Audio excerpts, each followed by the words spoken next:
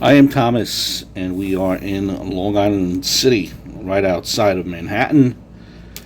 Want to do the story actually made national headlines, I believe, and it's not as simple as a story that you might think, at least in my opinion. It's actually quite mind-boggling, and I want to describe and want to go forward with the story, kind of narrate it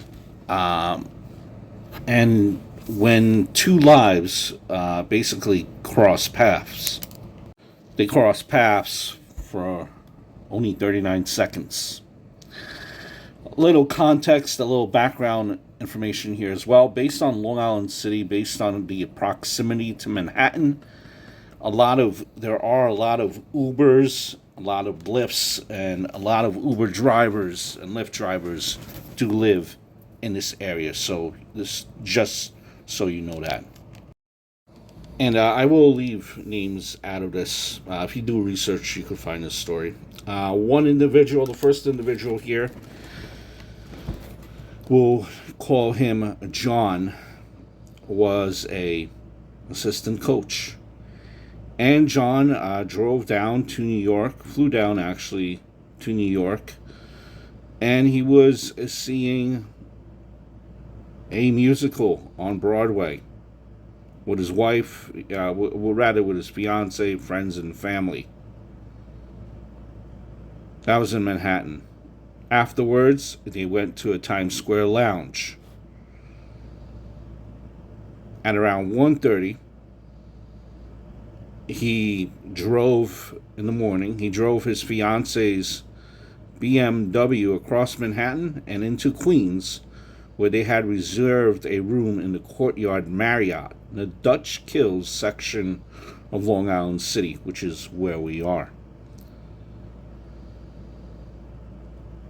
Individual B, name him Joe, he was 11 blocks away at an establishment called The Foundry. That's an event space. And they were celebrating a wedding. So, over the previous course of about 6 hours, Joe, who's 35 years old, a vice president in digital marketing and advertising, he was at his family wedding. He had fun. Had a few drinks, cocktails, wine, shots. He was having fun.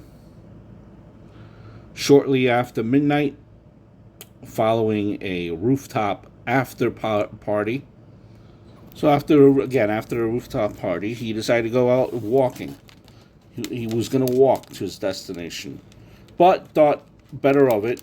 He hailed a Lyft. He was staying at a Howard Johnson, which was on 12th Street, but his Lyft, which is the same thing as an Uber, missed his destination by 10 blocks.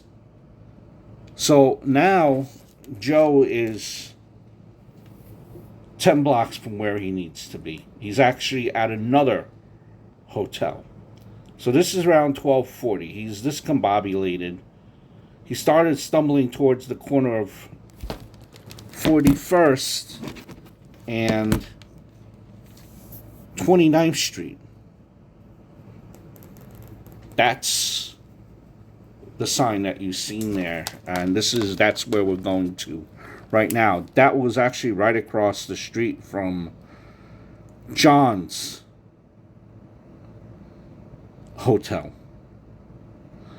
One person, as Joe is stumbling along here, had a few drinks, but he knows enough that he's not where he's supposed to be.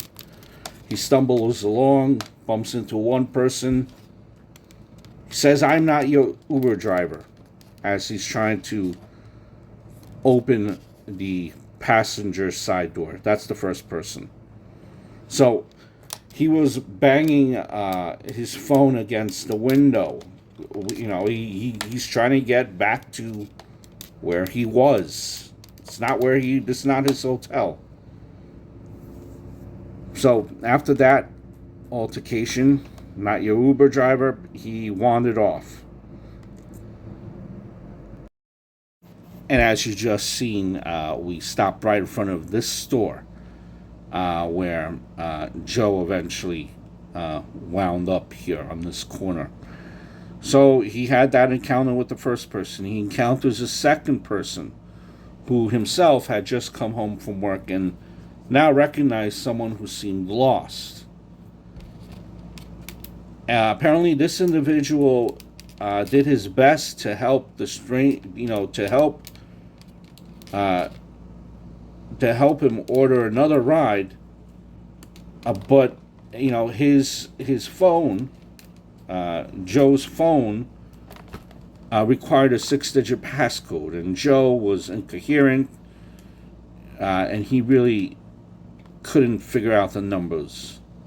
So he goes towards another car, which is now the third car, when we're gonna go take a look at this neighborhood again, just so you kind of have it. So this is a third car now.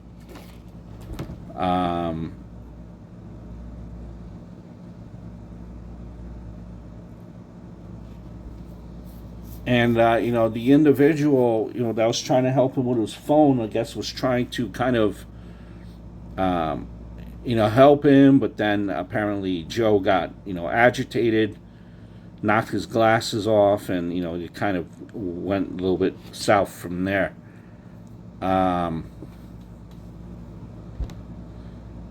he was frustrated with Joe and then left in frustration. So that's two people right there. It's estimated that about 20 minutes later,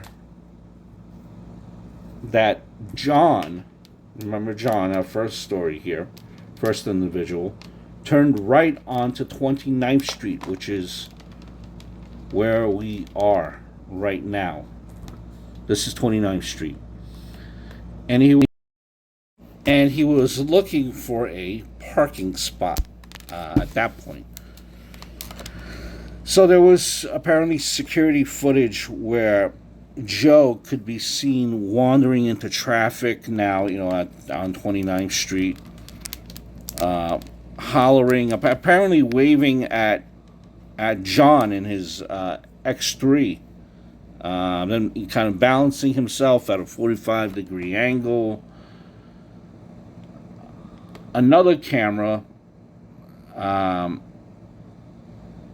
captured the coach stopping, and he reversed his SUV around the corner against traffic on a one-way street.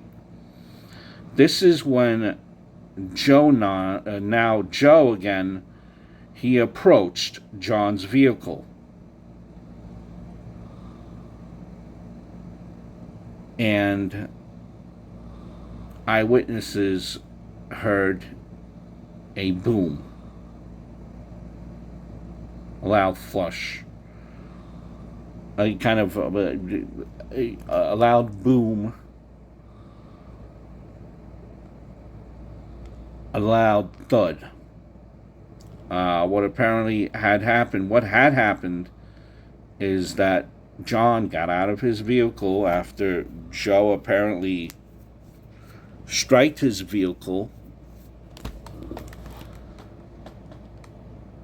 hit him once, and he went down, hit his head against the sidewalk. Apparently,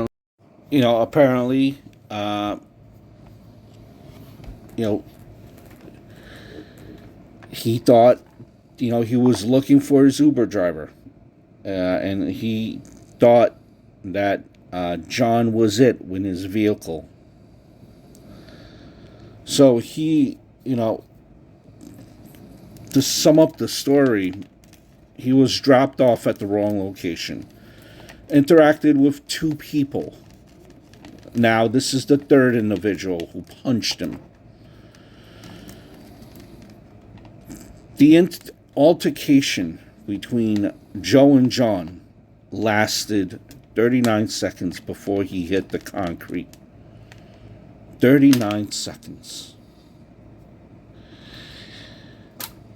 Ambulances were called. He was transported into Manhattan. Ambulance arrived 12 minutes after the call, but it was too late. He suffered a traumatic brain injury and died 2 days later. Now, this went to court, and John, the basketball coach, got probation. That's all.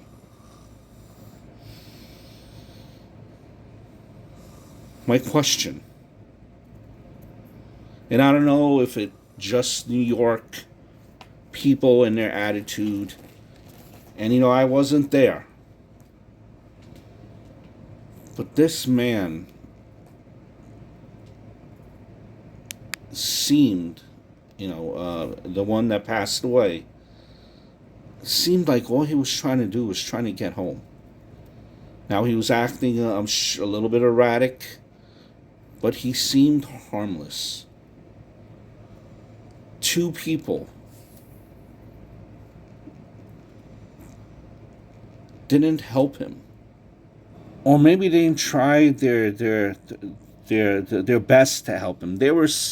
New York, Long Island City, New York is filled with so many people. Why do people hide and pretend that they don't hear anything, when clearly this man, all that he needed to do was maybe just sit on a sidewalk for someone to intervene? Cooler heads.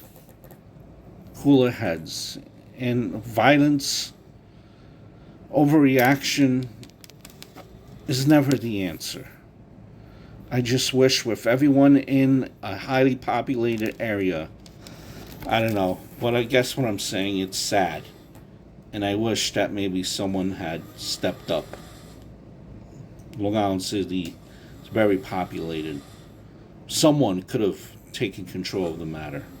It's hard to believe that no one could have, when I'm sure people were capable. Very sad story.